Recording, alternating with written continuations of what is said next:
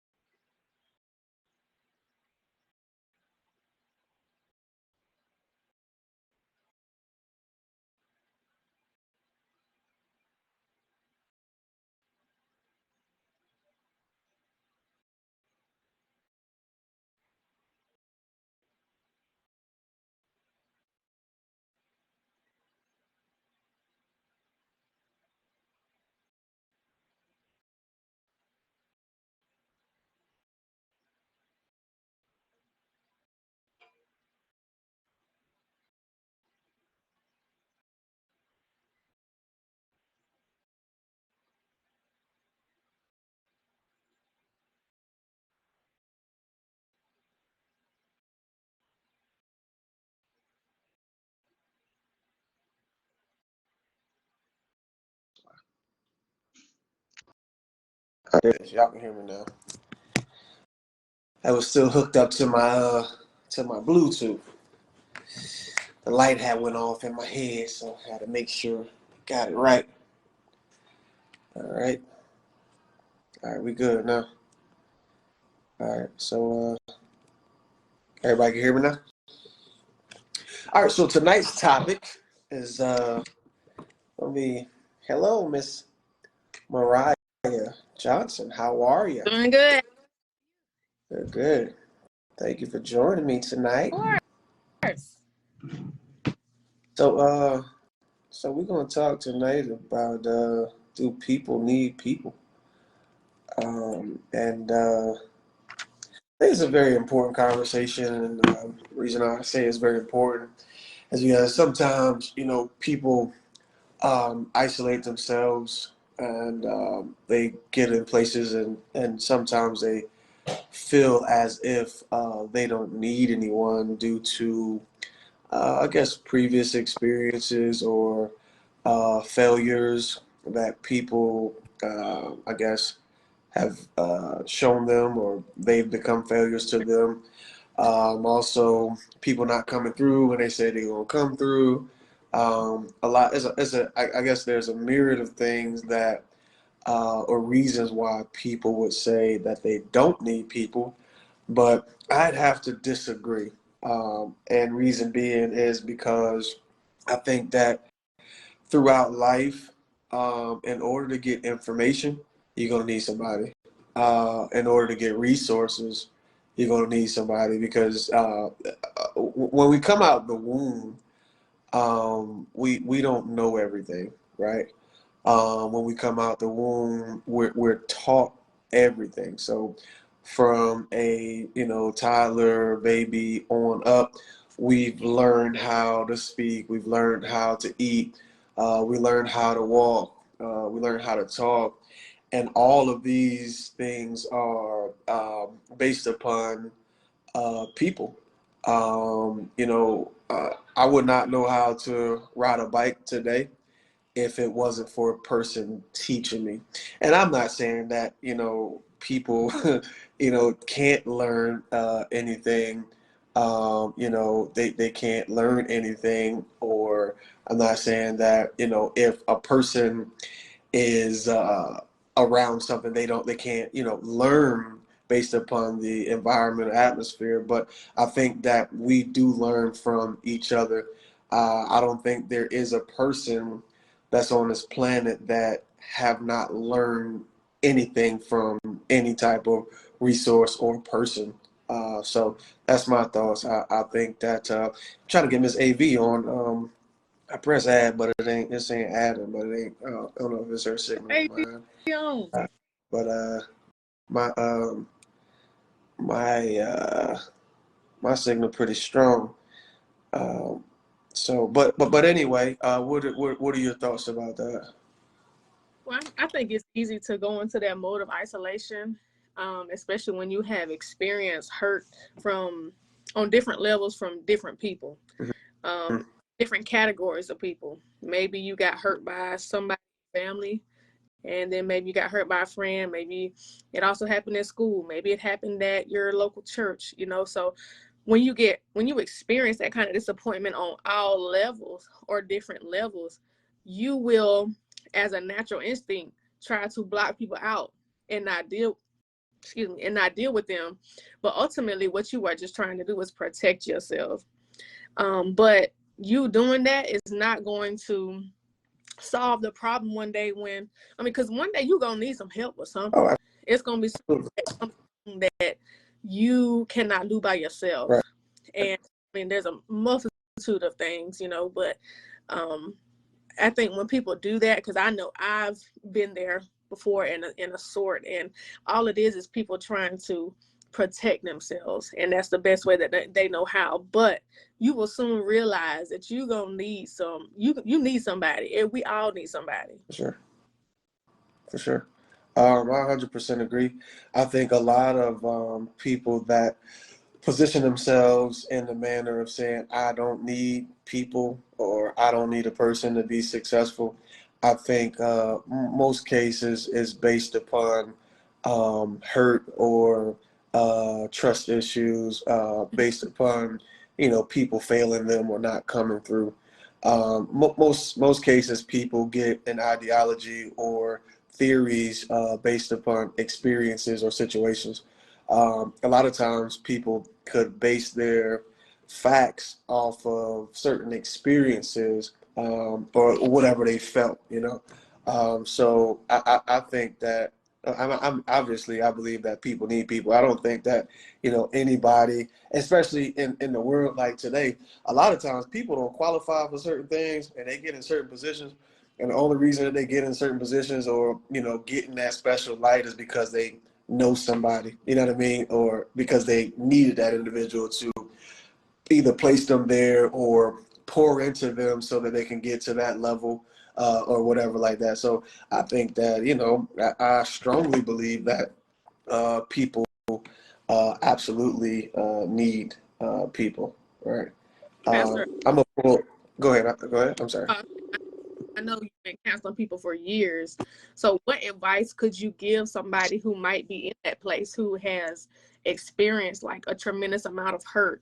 And they need people. You're going to need to trust somebody. Right. So what advice would that person who might be watching, Okay. How could... Yeah. So, Miss AV, you there? Can you hear me? Yes, sir. I can hear you. Okay, cool. All right. I'm gonna answer this question real quick, then I want to get your outlook or your input. So what I would tell people that have experienced hurt, trauma, bad situations to where it would make you feel like you don't need anyone, I would encourage you to look at those people like people that could make mistakes, right? Because sometimes we look at people and because of who they are and the position that they're in, they don't give them the opportunity to make a mistake. And everybody's capable of having a flaw or everybody's capable of failing.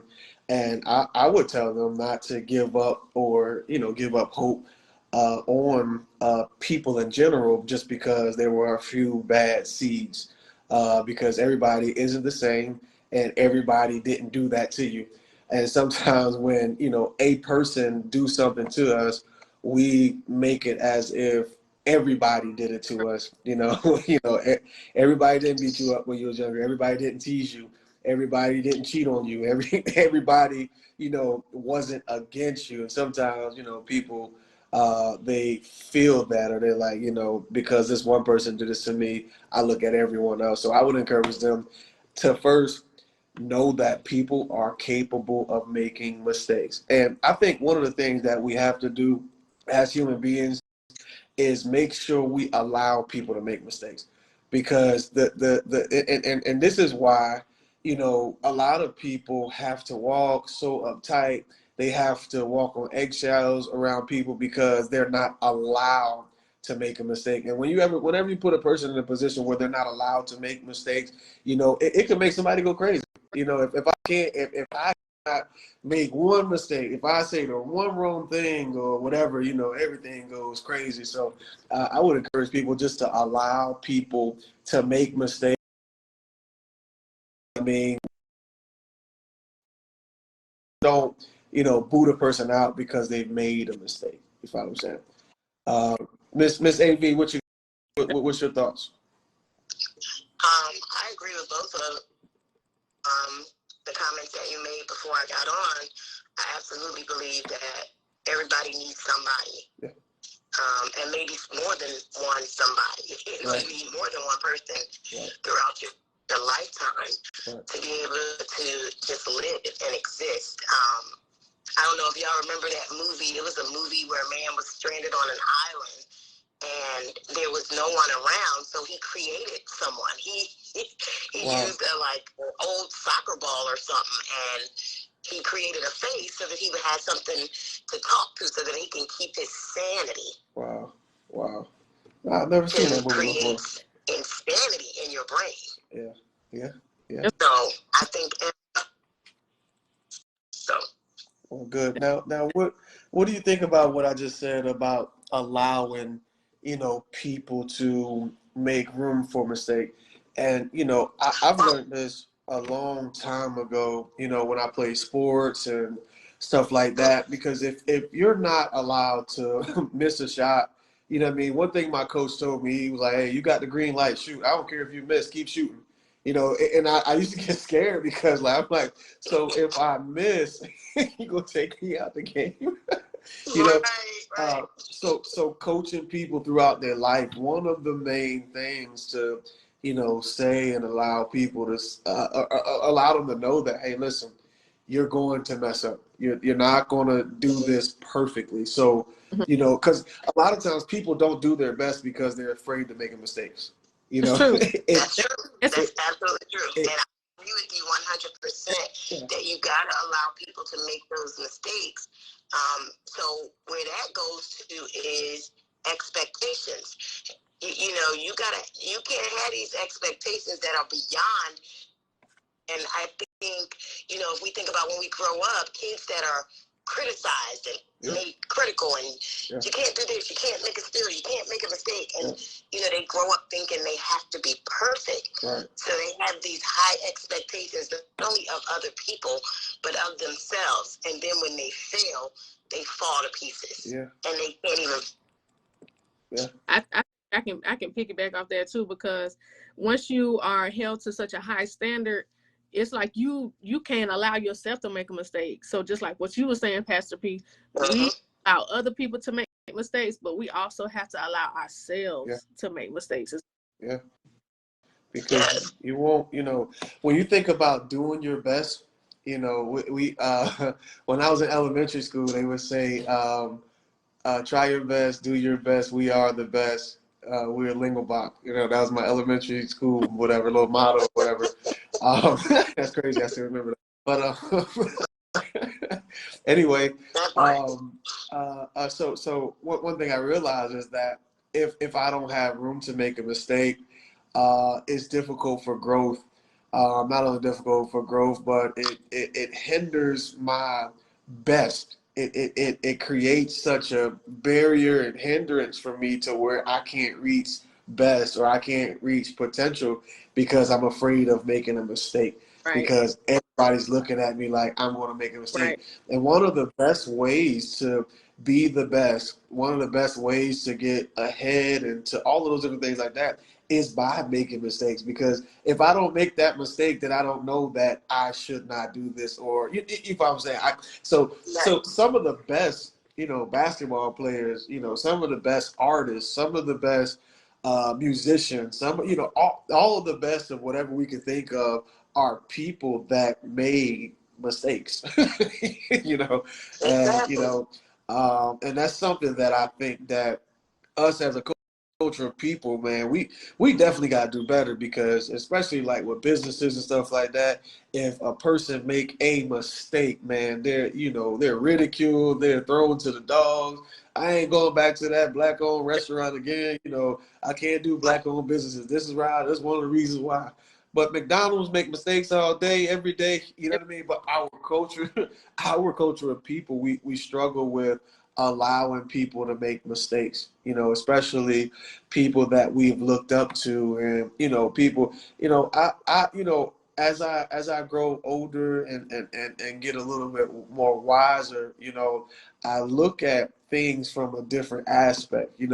People that are either older than I am or more seasoned in life than I am, I don't look at them like, if you make a mistake, you knew better. I don't look at them like that, because mistakes is a part of life. It's it's a part of growth.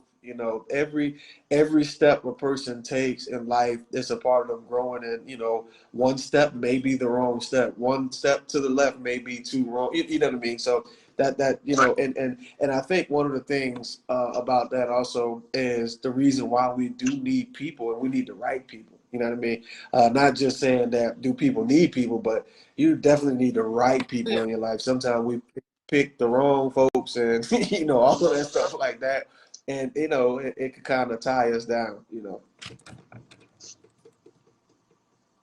So, but you said a mouthful when you said it's the wrong people, and that happens a lot in life. We know we need people, and those of us who know we need people, sometimes we choose the wrong people.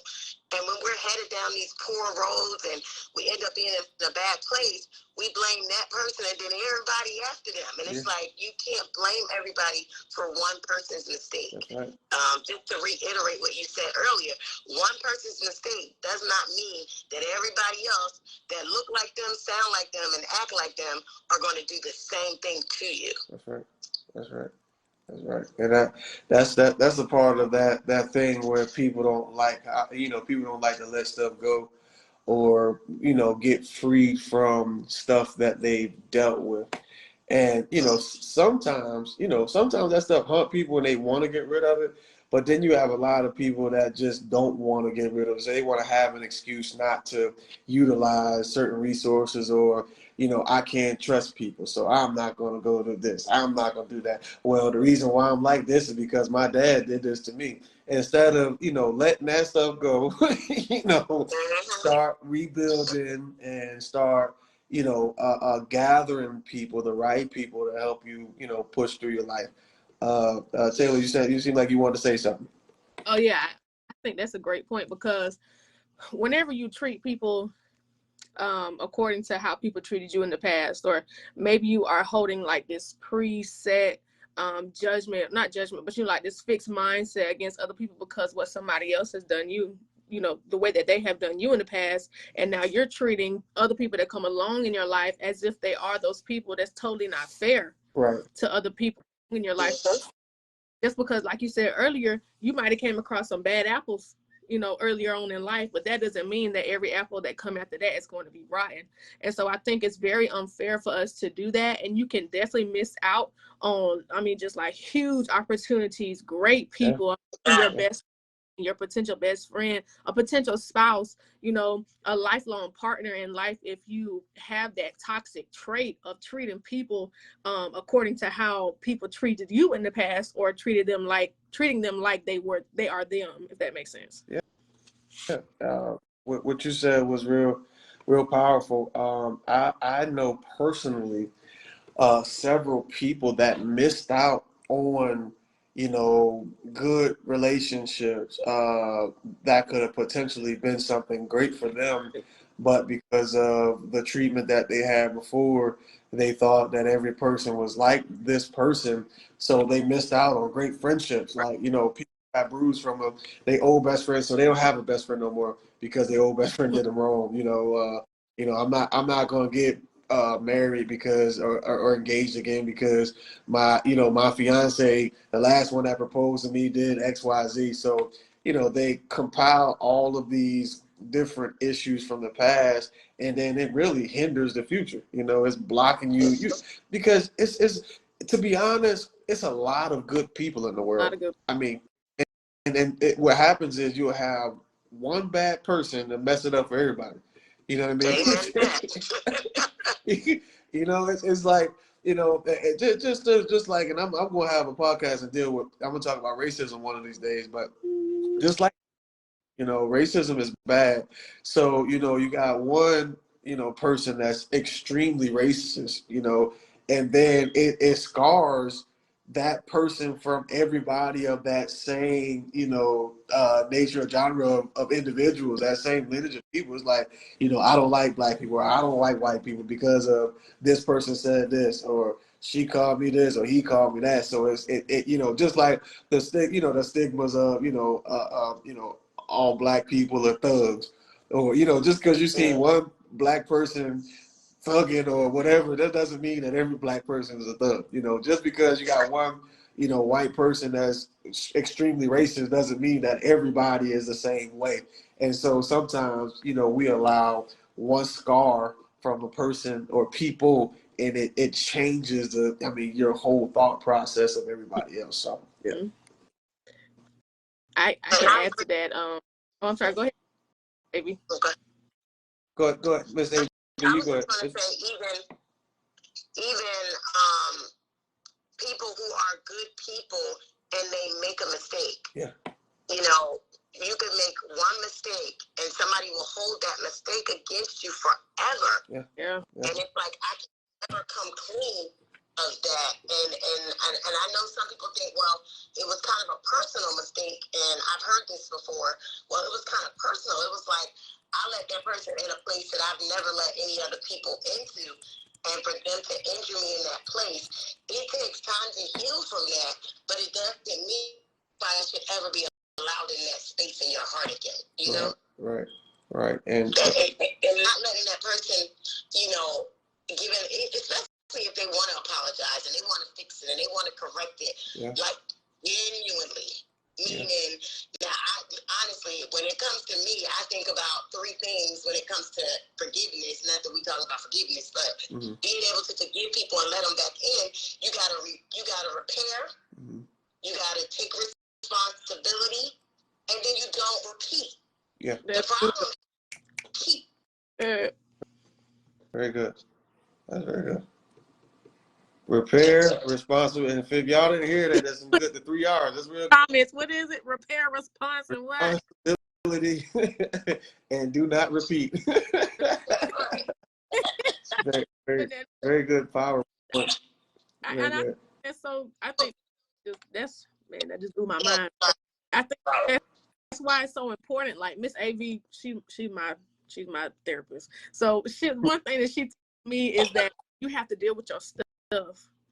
And just like you were saying earlier, Patty, like whenever you have that scar on your heart, it can carry on into other relationships. And like I know for me, like I had a huge issue with abandonment. So like every because of what happened in my past, like every person I would meet, I'd be like, oh, you gonna leave me, and I would put like a time limit on it, like, okay, we'll see how it goes by December or by whatever, to see if if you still here, whatever. And that really caused a strain on my relationships. And I mean, you can even your friendships as well, but I think that's why like what you said and what Miss AB said is so important, that we deal with our stuff so that way we won't carry those on and won't like hurt people because we are hurt.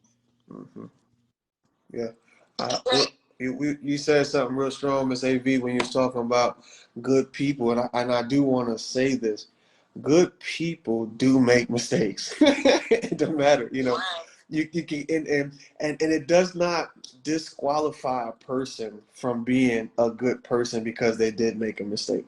Because sometimes we, if a good person, this person forever, and they've been so good to you, and all you seen them is a great light, and then they make a mistake, it's almost like, because that person was good for, 50 years of her life, she was good, but then, that one day she made a poor decision or she made a poor mistake. And after that, it's like she's not a good person anymore. She's just this bad person. I got to kick her out of this and all that stuff like that. So, good people do mess up. Good people do make mistakes. And we, it's okay to allow them to make those mistakes. And so that was very good, what you said about that. And I think that, when it comes down to people needing people, I think that once a person get a scar, that's when they feel like they don't need anybody anymore. And that's a complete lie. It's a complete lie. So let me ask y'all a question. Why is it that, and let me ask it this way. Do you know people that have survived without a person, personally? Does anybody know a person that has survived without, a person or resources or people being there or helping or anything like that? I mean, not unless they like a cave or something. No. Nobody either.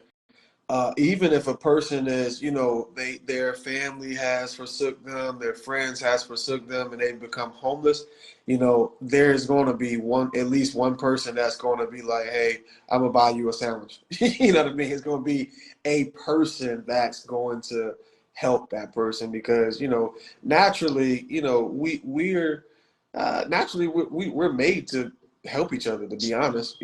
Naturally, we're all here for each other. Everybody has, I don't want to say everybody, but there are people that are in our life for a reason because they have something that we need and we have something that they need. So that's why you get all of these people that come together is because there's something that you need from them and there's something that they need from you.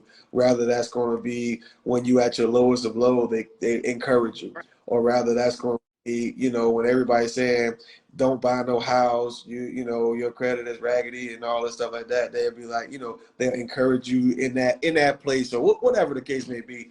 Everybody is designed in your life to assist you somewhere. And I don't believe that people are, we meet people for just because. I think we meet people for a reason. Like everybody, I believe that everybody's connected for a reason. So if you're connected to somebody, you're connected to that person for a reason. It may be a season, but it's still a reason. You know what I mean? So what do you think about that? We'll go to you, Ms. AV. What you got? I absolutely agree. I think, just like you said, some people come into our lives and, and particularly when we do jobs, we have certain jobs and certain responsibilities. The job that I do, people are literally in my life for about a month or so, and in summer, Wow. It just depends on the need, but you're going to need someone. I have someone that I'm working with right now. She literally isolated herself from everybody. And she's been in the house since 2020. Wow. And everything comes to her house and all of that. But at the end of the phone and connect with me and connect with a couple other people and then she has a job online. So she's still connecting with people, but she is in a very dark place. And just working with her out of this dark place has been amazing to watch the transformation from just having a connection with me. It's amazing. People are necessary. What you got, Ms. Johnson? Well, I think when it comes to what you were saying, like we need multiple people, and I've seen it to where somebody can put everything on one person. Like that one person can be, you know, their encouragement or their support or financial, you know, like all these things, you know, they're seeking for it in this one person. And I think that it's good, not just healthy, but it's also wise to have multiple people, you know, to have like, to surround yourself with a village, as they say, and not just to have that one person.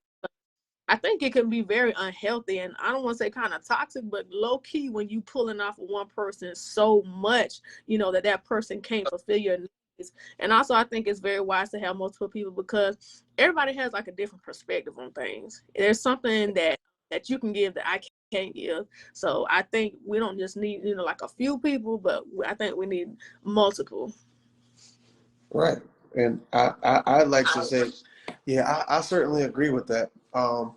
And I think that's why even when you look at a family, most case scenario, when you have I guess a family that has longevity, we'll just say from the aspect of you'll have a grandmother, grandfather, father, mother, aunts, and uncles, you know, and I think that those titles that's above, you know, that child is to show them that, hey, you know, you do have a dad that you can talk to, you got a mom you can talk to, you got aunts, you got uncles, because everybody brings something different. Everybody's gonna bring a different flavor. And me, for me, I have several mentors.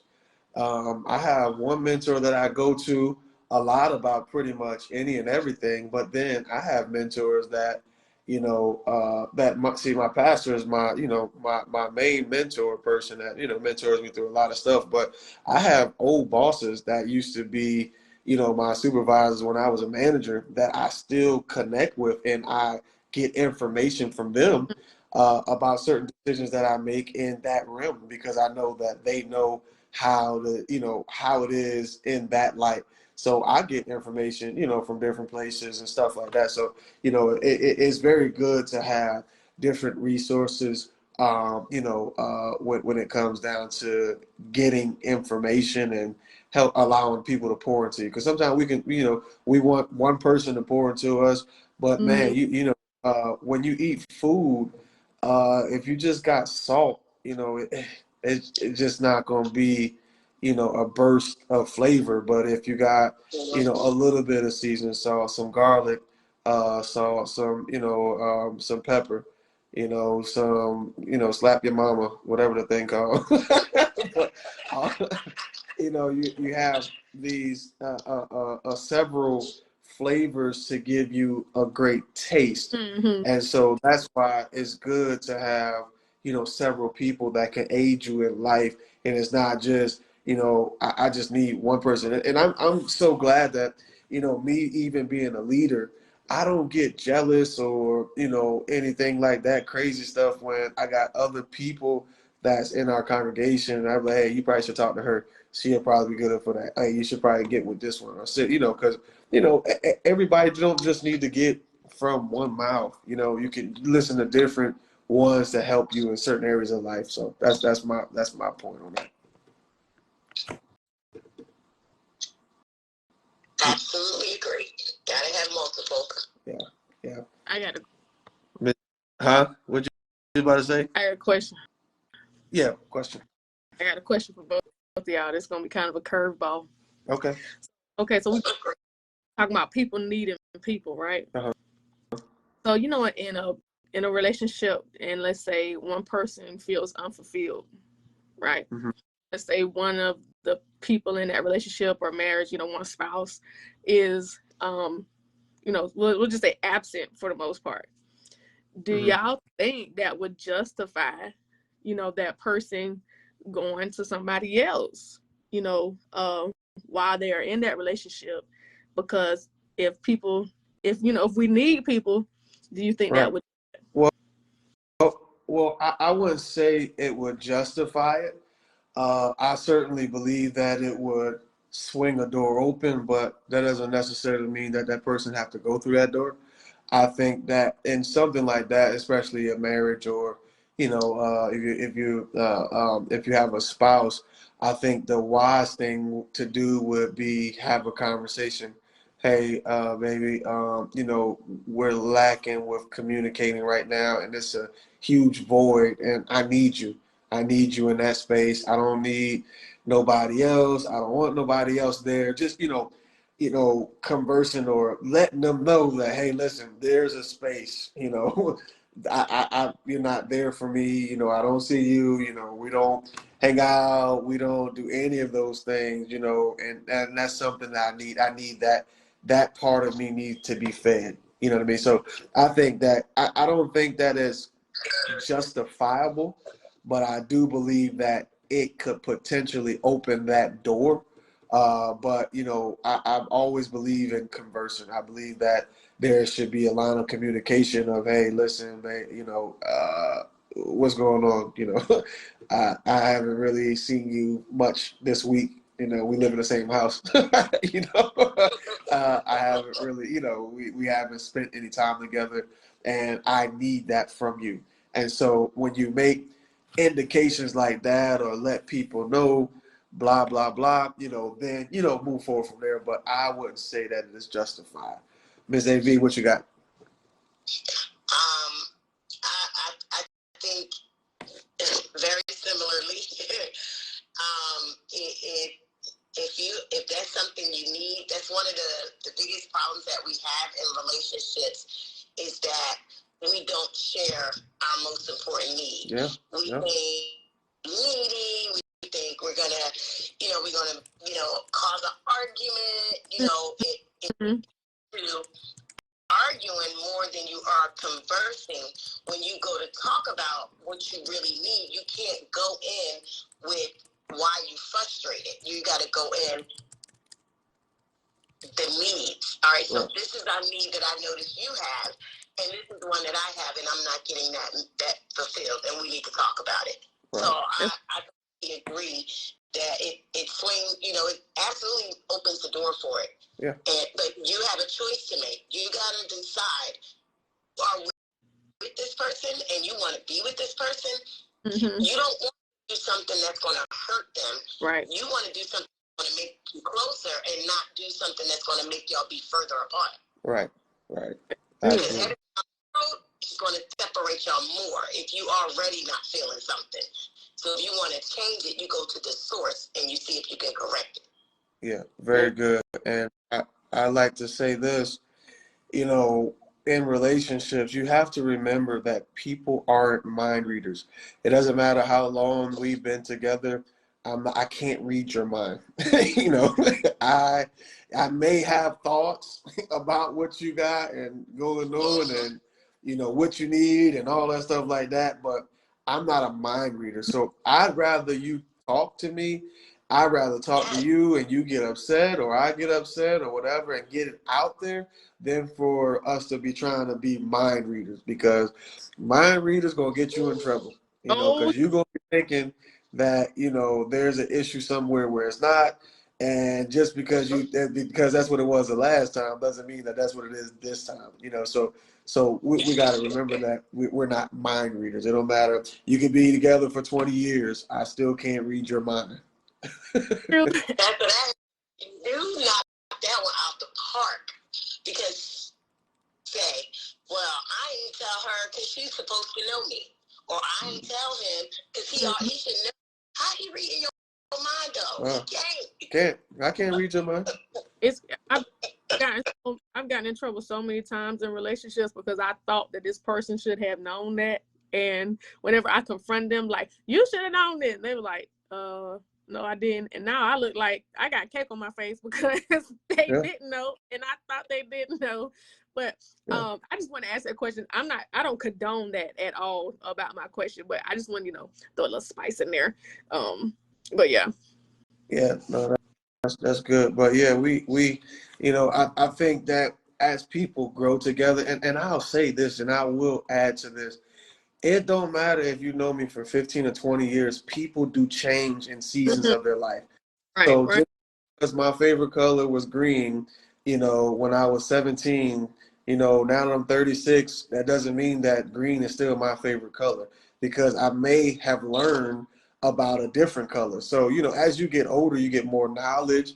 You start understanding the world differently. My favorite thing probably was going to, Wyoming. why, 10 years ago, but now I got a passport, and now my favorite place to go is Europe. So, so in your mind, you thinking that my place is still the same, but as time progressed, people do change, and it doesn't necessarily mean a bad change, but people do change as life progresses. So you can't be sitting there trying to read people's minds. Listen, I like to talk. So we're gonna talk. I need you to tell me what's wrong. I need you to tell me what's going on. Let's talk about it. I don't want to read your mind, and you sit there like, well, you should know what happened earlier. No, what happened earlier? Because my side of it might be different from what you think happened earlier. Earlier I could just be, at the table, and the waitress came and was friendly and talked to me, but you think that we was flirting, and that wasn't in my mind, so sometimes we try to make people read our minds instead of, and to be honest, I think that's immaturity. I think that a person that wants their spouse or their significant other to read their minds, that's immaturity, because if we grow up, we know that we need to talk to each other. We got to communicate. Hey, Mm-hmm. hey, babe, what's going on? Hey, what's bothering you? What, let's talk about this versus, oh, you should know. You need to know what's going on with me. All that stuff like that. So, All right, so I got a question. So along those lines, with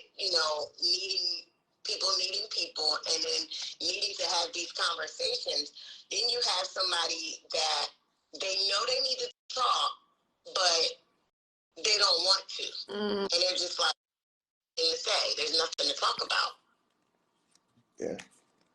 Yeah. Well, you do have people like that, and I think the best way to handle that situation or individual that's like that is to talk to them when they're not in that deranged mood, right? So if you're not in that mood, then we talk. Say, hey, look, to be honest, our communication got to get better. I don't like when you tell me that I'm wrong and there's obviously something wrong. We need to talk, because if you say it in that moment, then they might cuss you out. You might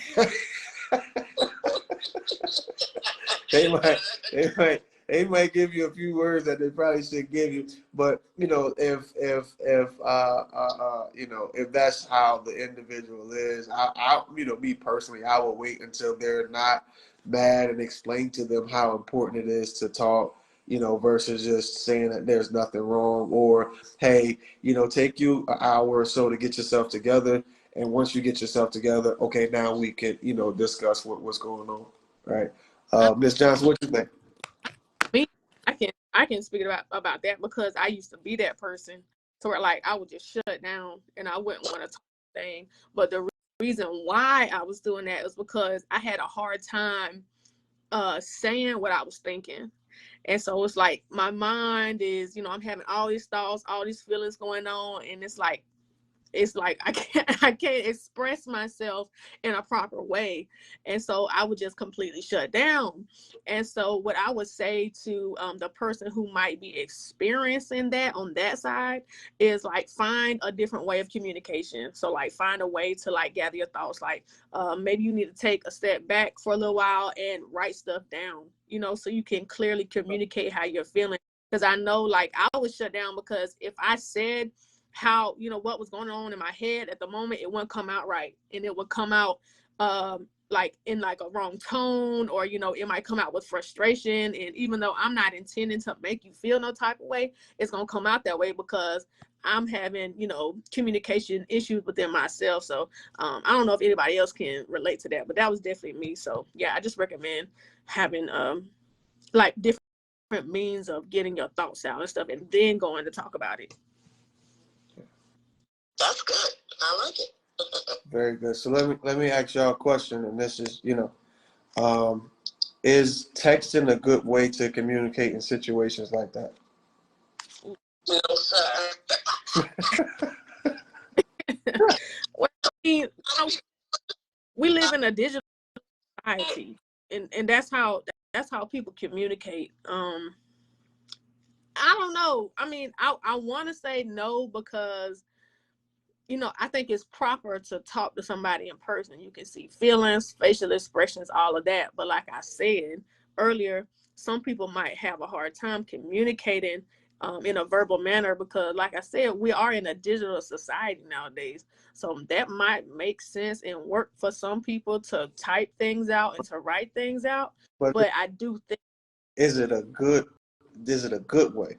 Now, good. I do believe that it's good to, if you can't formulate your words correctly and all stuff like that, I think it's good to write stuff down so you can remember what to say when you're communicating, because some people may freeze up because they're right in the front of that person and they're talking and talking, and while they're talking they want to kind of remember some of their points, so writing it down or jotting it down. But do you think that even though society, where everything is digital, but do you think that it's a good way or a wise way to text what you feel?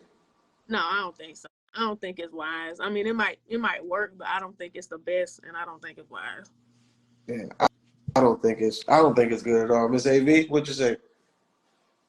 No, I don't think it's wise. I think feelings. One thing about our feelings they fluctuate. Yeah. So depending on when you're asked, how you're asked, you might say something and they think that text message meant something totally different. I've heard somebody has said to me, "No, I felt something behind that text message," and I'm like, "Yo, no, it wasn't." Yeah. It wasn't. So it's rude, and you can say a certain word and it means something to them that it doesn't mean to you. It's just not wise. I think feelings and situations that are difficult or need to be confronted, y'all need to be face to face or on the phone at least. Yeah. I think that verbiage coming out of the mouth is the best way to resolve conflict. I don't think that texting is good because, you could read a message. I've read several messages, and the way I read it and the way I took it, it was totally different from what the person said they was trying to convey it as. And then sometimes when you're texting, you could say a lot of what you feel the wrong way. So you could be saying, like, you're trying to convey something in a certain manner, but then the way you say it and text it out because of your frustration or whatever, it'll make the other person feel like they ain't nothing. You know what I mean? And sometimes, to get it off, it's just like, let me get it off like this. And then don't realize, because if you're in front of that person, you're not going to say all that stuff. Yeah, I think sometimes hiding behind that phone, you will start saying more stuff than is needed to say. You know what I mean? You behind your phone and you just texting everything you probably wanted to say for the past 10 years, of that relationship. Right. And then people want to, and then they'll use that excuse like, "Oh, you can't tell my tone over text, and I ain't mean that way." Girl, you meant it that way. Sometimes people be using that as a cover up, and like, it's 2023. Like, you can convey an emotion over text message now. Like, you can use exclamation point, you can use emojis, like, it's a certain etiquette, I guess you could say, or like language in that self, that it's easier to convey emotions nowadays through a message. Yeah. And you can understand what a person is saying. Well, I wouldn't say that. I can't say that fully, but most cases, when a person, especially if they're, heated or whatever the case may be, you understand what they're saying through the text messages, because it sounds just like what it look like, And they're like, no, that's not me. So like, it also depends on the person, like what generation they from, like, because I know like older generations, like my mom and them, they don't know about emojis and stuff like that. But like the younger people like us, or like people me and younger, like we know how to set a tone in a message. So yeah. And then be talking about, you be trying to recant it and say that that's not what you meant, and that's exactly I'm like, how that's not what you meant if that's what you said. You just point the back. Yeah, like, you're just an idiot. You're stupid. Yo, you just called me stupid. Well, I didn't mean it like that. Well, how do you not mean what you just said? I didn't mean it like that. What else could stupid mean? What else You know, how else are we going to define these words that everybody know? You know, you're saying all of this stuff that you don't mean, but you said it. So if you don't mean it, then don't text it. You know, because a lot of times, you know, folks will be out here texting stuff because that's what they want. But if we in front of each other, you know, most people now, you got some people. Yeah, they ain't gonna do all that. You got some people that get wild. These Facebook and these texting thugs. Come on, yeah, snap man. to me. Come to me. I got you. Hey, you know what's funny? You know what's funny, man? Everybody done got real strong on like these messages and these social media platforms. Like they be going at it because they know that you ain't gonna never see them. You know, some people be just talking crazy. They live in 4 states above you and they talking real crazy. You feed into it. Nah, dog. We sweep trash in the garbage. Nah. Yeah, man. Like, yo, you not even, man, I'm not about that. If you ain't coming over here to talk, then, you know, ain't nothing to talk about. You know what I mean? So. Well, I used to call them as selling wolf tickets. Why selling them wolf tickets? Yeah, man. all that mouth, man. Don't be talking about all that. That barking. Yeah, man. That's what they say, all that bark, but no bite. No bite. No bite. So, but yeah, but I appreciate the conversation tonight. I think this is needful. A lot of people do need to hear this type of talk in reference to people needing people, and I know, you know, that you know there are people out there that feel in their heart that they don't need anyone. But I want to encourage you today. You do need somebody. Somebody can help you get out of that situation. Everybody's not the same. I want you to know that every individual, I mean, whoever hurt you is not everybody. So everybody didn't hurt you. If that one person did it, or that 2 people, or that 3 people, whoever did it to you, it's not everybody. So don't think that everybody did it because of the one person did. If you could say one thing, Miss AV, to our listeners and viewers tonight, what would the one thing be? What would the one thing be to tell them as far as people needing people? I would say give people a chance, you know, even if you've been hurt in the past, give people a chance to make it and correct it. If they don't correct it, you can move on from that person, but don't allow that one person to stop you from connecting with your next best friend. Yeah, absolutely. Very good, very good. All right, Mariah, what if there's one thing that you can leave with our audience tonight, what would you say to them? I would definitely reiterate the fact that people are capable of making mistakes, and you have to allow people to make mistakes, and remember that you can make mistakes too, and that could easily be you. Like the same person that you trying to shut out because of whatever they did, you could be that to somebody else as well. So I think it plays a major part in forgiveness and dealing with your stuff, but ultimately at the end of the day, remember that mistakes are going to be made. Very good, very good. Well, there you have it. It's Pastor P. I got my co-host here, Miss AV, and we have a special guest, Mariah Johnson. We appreciate you getting on with us tonight. We hope to see you again. To all of our viewers, we appreciate you. Like and share these videos. Our videos are on YouTube as well.